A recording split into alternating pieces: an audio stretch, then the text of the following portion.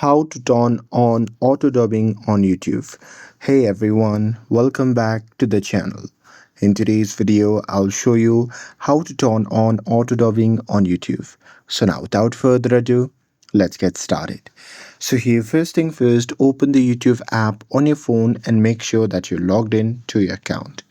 And now here, once you're inside the app, then you can just play the video that you want to have auto dub on.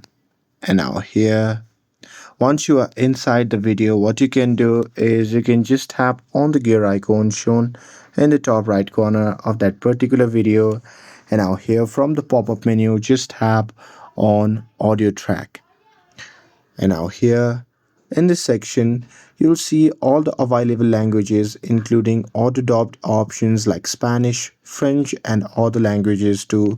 So simply select your preferred dubbed language, and once selected, YouTube will automatically switch the audio and the video will play in your chosen dubbed language. And that's it.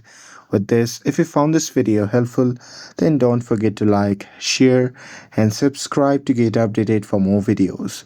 Thanks for watching, and I'll see you in the next video.